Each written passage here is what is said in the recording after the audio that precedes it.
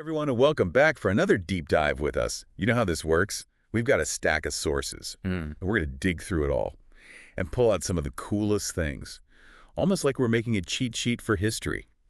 And for this one, we are going all the way back to 2005. Yeah, 2005.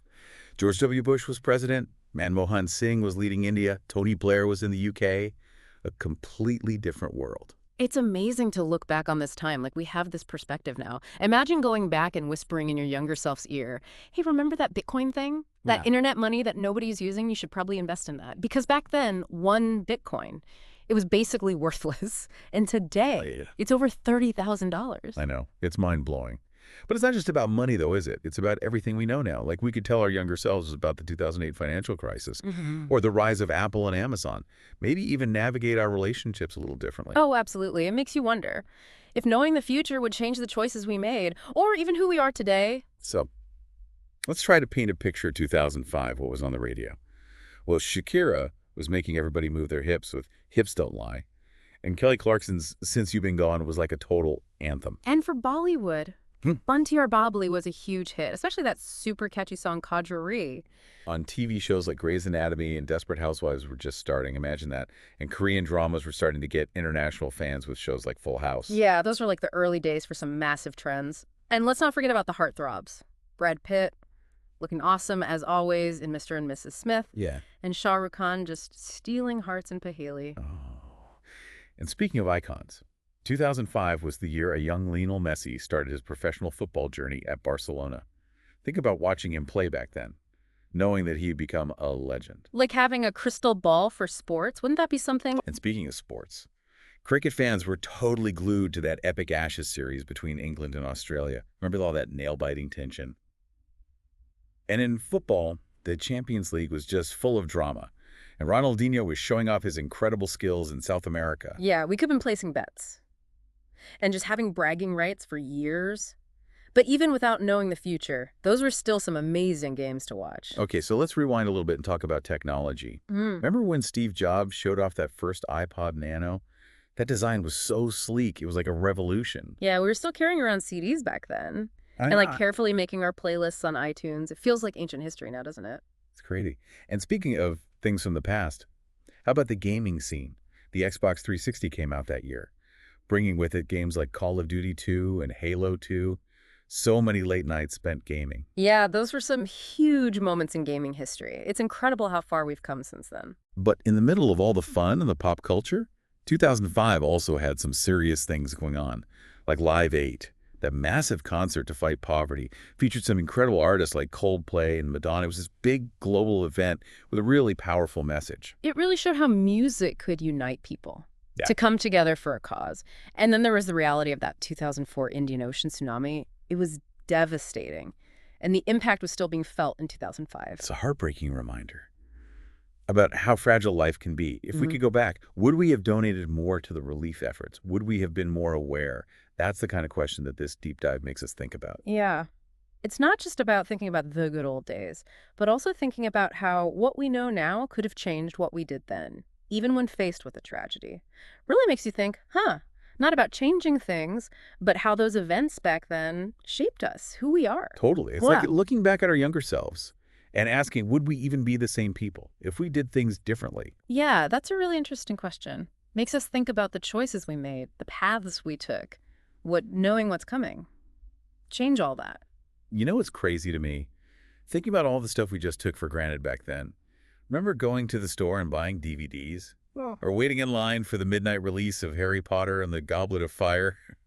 Or keeping up with all the celebrity gossip in those magazines? Oh, there was just something about that pre-digital world, wasn't there?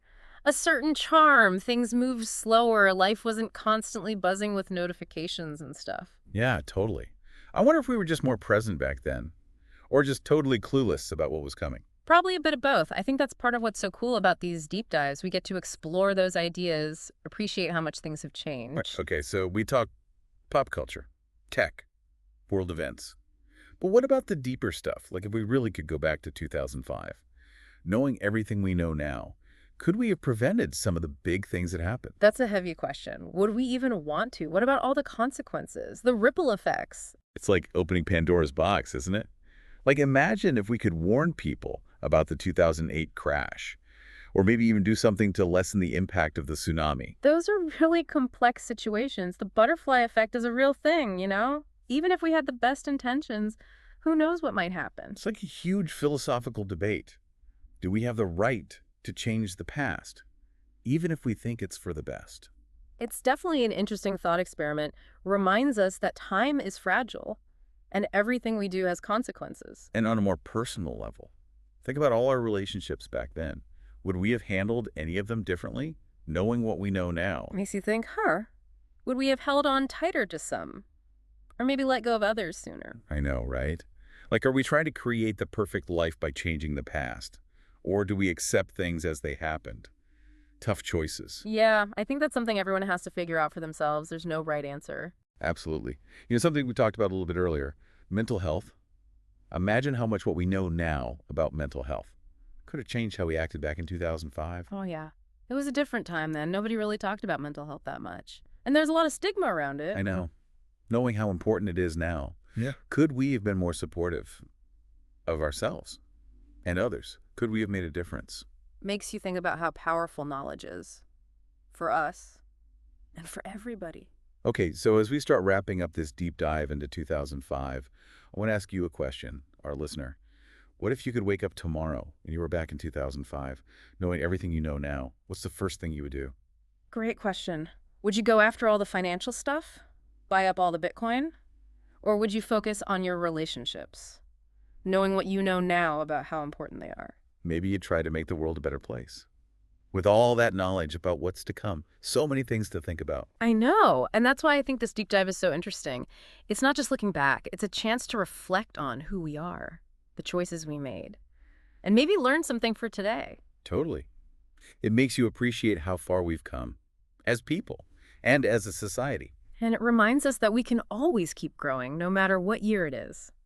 So whether you would be buying Apple stock, or jamming out to Kelly Clarkson, or just enjoying the simpler times, we hope this trip back to 2005 has given you some things to think about. Yeah, because it's not about being stuck in the past. It's about using everything we've learned to make a better future. And who knows, maybe someday we'll be looking back on 2024 the same way, wondering about all the things that happened. Thanks for joining us for this deep dive. Makes you think, doesn't it? Would you try to make a bunch of money, knowing what you know now? Or would you try to, improve yourself? Avoid some of those relationship mistakes everybody makes back then. I think that's really interesting. Would we try to be like a guardian angel and nudge people away from making bad decisions, knowing it would lead to heartbreak or whatever? Yeah, where do you even draw the line? Do you interfere, knowing what will happen, or do you just let it all play out? Even if it means watching people make mistakes that they'll regret. That's gotta be tough, to know what's gonna happen and just be tempted all the time to say something, almost like a superpower, but with a lot of responsibility. Yeah, I can't imagine.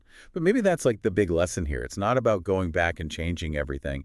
It's more about recognizing what we've learned and using it to make us who we are today. Exactly.